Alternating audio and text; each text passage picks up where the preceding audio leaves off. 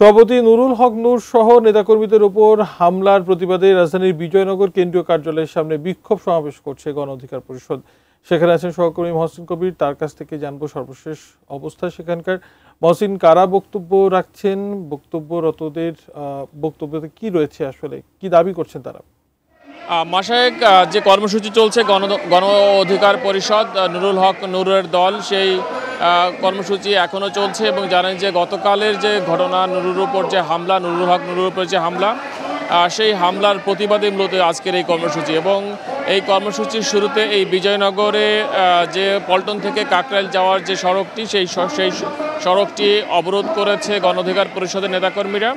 একই সঙ্গে তাদের যে কেন্দ্রীয় কার্যালয়, সেই কেন্দ্রীয় কার্যালয়ের সামনে তাদের এখানে যে সমাবেশ, সেই সমাবেশে চলছে। এবং দেখছি যে গণ অধিকার পরিষদের নেতাকর্মীরা এখানে ছড়িয়ে ছিটিয়ে রয়েছেন। তারা এখানে এই রাস্তায় কোনো ধরনের যান চলাচল যেমন করতে দিচ্ছে না। একই সঙ্গে এখানে যে প্রতিবাদ সমাবেশ চলছে, সেই সমাবেশে এখানে তাদের নেতৃবৃন্দ এখানে বক্তব্য রাখছেন।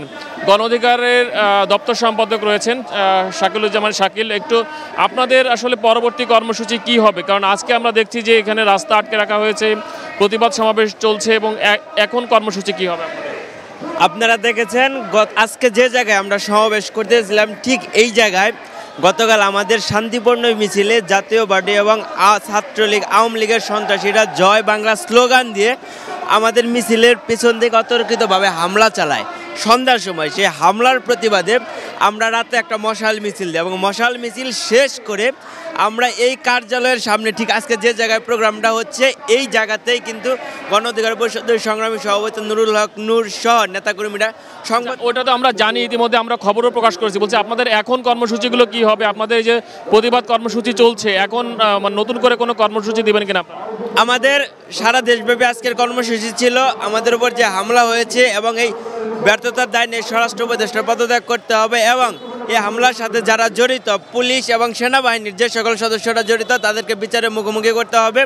জাতীয় পার্টির যারা গণহত্যার সাথে জড়িত, তাদেরকে বিচারের মুখোমুখি করতে হবে। এবং সারা দেশব্যাপী জেলা এবং মহানগরে আমাদের কর্মসূচি হয়েছে এবং আজকে ঢাকাতে যে কার্যালয়ের সামনে আমাদের কর্মসূচি হচ্ছে। আমাদের পরবর্তী কর্মসূচি আমরা আলোচনা করে আপনাদেরকে জানাবো। ধন্যবাদ। দেখছিলেন যে গণ অধিকার পরিষদের দপ্তর সম্পাদক, তিনি কথা বলছিলেন। তো তারা এখন যে কর্মসূচি পালন করছে, যে এখন তার প্রতিবাদ কর্মসূচি পালন করছে, সেখান থেকে গণ অধিকার পরিষদের সাধারণ সম্পাদক রাশেদ খান, তিনি কিছুক্ষণ পরে তাদের যে কর্মসূচি, নতুন কর্মসূচি, সেটি ঘোষণা করবেন। এবং যেটি বলছিলাম শুরুতে, যে তাদের এই কর্মসূচি ঘিরে এবং নুরুল হক নূরের উপর যে হামলা, সেই হামলার প্রতিবাদে তারা এই কর্মসূচি পালন করছেন। এবং এই যে পল্টন থেকে কাকরাইল পর্যন্ত যাওয়ার যে সড়কটি, সেই সড়ক তারা এখন অবরোধ করে রেখেছেন। এবং 3টার দিকে দেখেছি যে একটি গ্রুপ, তারা জাতীয় পার্টির যে কেন্দ্রীয় কার্যালয়, সেই কেন্দ্রীয় কার্যালয়ের উল্টা পাশের সড়কে তারা সেখানে দাঁড়িয়ে তারা স্লোগান দিচ্ছিলেন জাতীয় পার্টির বিরুদ্ধে। কারণ জানেন যে